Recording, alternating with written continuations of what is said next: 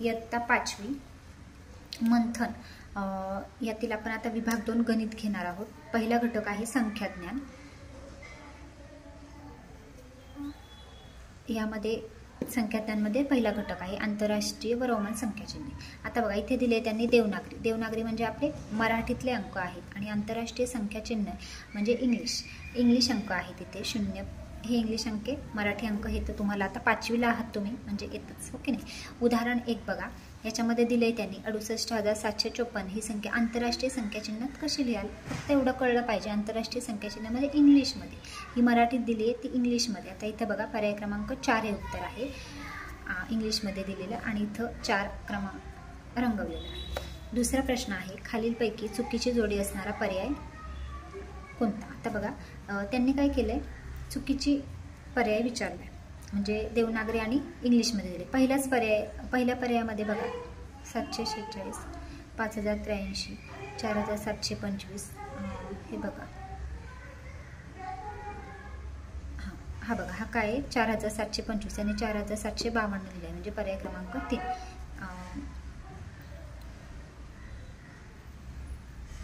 3 हा चुकीचा पर्याय आहे। तर पहिलं पण त्यांनी हे दिलेलं आहे मराठी हे पण होऊ शकतं। आता पण त्यांनी इथं हे सोडून दिलेले उदाहरण पर्याय क्रमांक 3 व्यवसाय 1 यातला आहे। हा व्यवसाय पूर्ण तुम्ही सोडवायचा आहे। पहिलाच प्रश्न बघा, ही संख्या आंतरराष्ट्रीय संख्याचिन्हात कसं लिहा? 74,328। आता इथं बघा कुठे आहे, इथे पर्याय क्रमांक 2 हे उत्तर आहे। खूप सोपा आहे हा स्वाध्याय, हे तर तुम्हाला येतच आंतरराष्ट्रीय संख्याचिन्ह आणि हे। आता यातला दुसरा घटक आहे रोमन संख्याचिन्हे।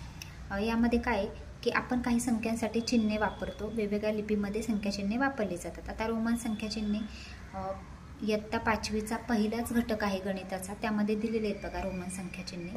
इथे बघा 1, 5 आणि काही महत्त्वाची इथं त्यांनी दिलेले आहेत, हे आपले पाठच असले पाहिजेत। एक आपण असा लिहितो 5V, X 10, L म्हणजे 50, C म्हणजे 100, D म्हणजे 500 आणि M म्हणजे 1000 हे पाठ करायचे पूर्ण। LCDM हे 10 पर्यंतचे तर येतातच। पुढे बघा 50 म्हणजे L, C म्हणजे 100, D म्हणजे 500 आणि M म्हणजे 1000 हे पाठच करायचे। या पद्धतीत शून्यासाठी चिन्ह नाही, तसेच शून्यासाठी चिन्ह नाही, 1 पासून चिन्ह आहे। दशमान संख्येमालेत पद्धतीप्रमाणे स्थानिक किमतीचाही वापर केला जात नाही, त्यासाठी काही नियम पाहू। आता बघा IX यापैकी एखादे चिन्ह 2 वेळा किंवा 3 वेळा एका पुढे एक लिहिल्यास त्यांची बेरीज करून संख्या मिळते। आता समजा 3 वेळा I आपण लिहिला तर 3 होतो, 2 वेळा लिहिला 2 होतो, तसं X लिहिला 2 वेळा तर 20 होतं। दुसरं त्यांनी दिले, एखादे चिन्ह मोठ्या संख्येच्या चिन्हाच्या उजवीकडे लिहिले तर त्याची किंमत डावीकडील चिन्हाच्या किमतीत मिळवली जाते। म्हणजे काय बघा, व्हीच्या पुढे 3I लिहिले म्हणजे V अधिक 3 किती येईल? 5 अधिक 3 8। आता पुढे बघा XVI म्हणजे हे काय, X म्हणजे 10, VI म्हणजे 6, ओके नाही म्हणजे 16। I हे चिन्ह V किंवा X चिन्हाच्या डावीकडे लिहिले तर त्याची किंमत मोठ्या चिन्हाच्या किमतीतून वजा करतात। म्हणजे काय तर बघा I आणि V मधनं I जो आहे तो वजा करतात म्हणजे किती होतात 4। आता पुढे XIV, आता इथं काय करतात 15 वजा 1 म्हणजे हे किती होतं 14। V हे चिन्ह मोठ्या चिन्हाच्या डावीकडे लिहित नाही, V हे चिन्ह मोठ्या चिन्हाच्या डावीकडे लिहित नाही। आता 10च्या पुढील संख्या लिहिण्यासाठी प्रथम ती संख्या 10-10च्या गटात लिहून पुढील संख्येसाठी योग्य ते रोमन संख्याचिन्ह वापरतात। उदाहरणार्थ बघा 27 कसे लिहितात दाखवले त्यांनी, 10 अधिक 10 अधिक 7 म्हणजे 27 म्हणजे X 20 झाले आणि V डबल आहे म्हणजे हे 7, ओके। 34 कसे लिहितात 10 अधिक 10 अधिक 10 अधिक 10 4 म्हणजे 3 वेळा आपण XS लिहिले आणि IV म्हणजे 4, ओके हे झाले 34। अशा प्रकारे हे रोमन संख्याचिन्हे पाठ करायचे। त्याच्यावर आधारित व्यवसाय 2 दिलेला आहे। बघा व्यवसाय 2 दिलेला आहे, तो बघा व्यवस्थित। 13 प्रश्न आहेत त्याच्यात एकूण, तो सोडवायचा आहे। पर्याय क्रमांक इकडे या साईडचे इकडे दिसतात, ओके। स्क्रीनशॉट घ्यायचा तुम्ही आणि तुम्ही हा सोडू शकता नंतर। आणि इकडे हे पुढचे प्रश्न आहेत बघा 7 ते 13 इथे। सोप्पा आहे खूप, रोमन संख्याचिन्ह आले तर अगदी सेकंदात सुद्धा हे उत्तर तुम्हाला येतं। आता यातलाच घटक दुसरा बघा 10 अंकांपर्यंतच्या संख्यांचे वाचन आणि लेखन, ओके। या सुद्धा संख्या खूप सोप्या आहेत आणि इथं पूर्ण त्यांनी या पुस्तकामध्ये दिलेलं आहे.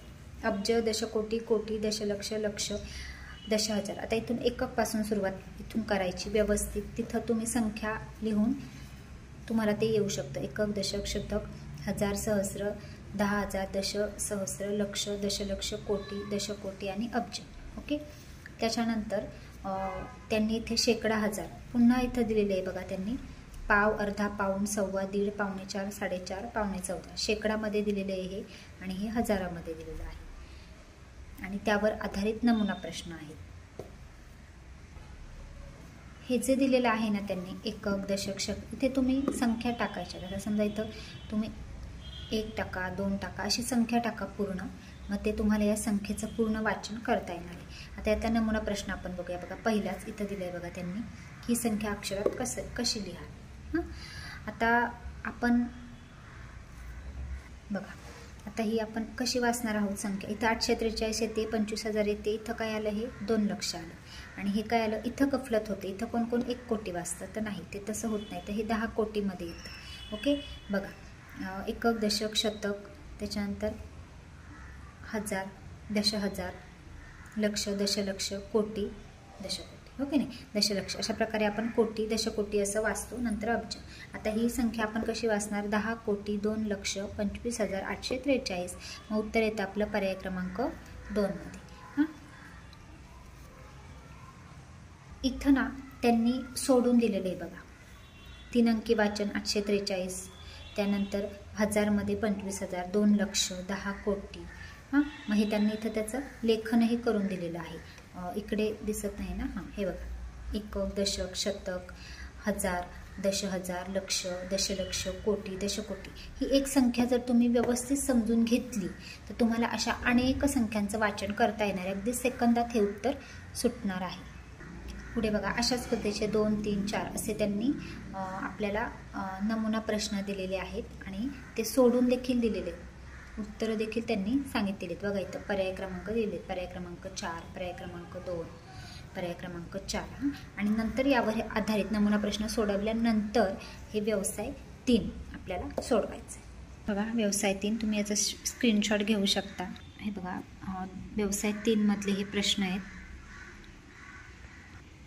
असे हे 10 प्रश्न आहेत संख्येवरचे, संख्या वाचनवरचे.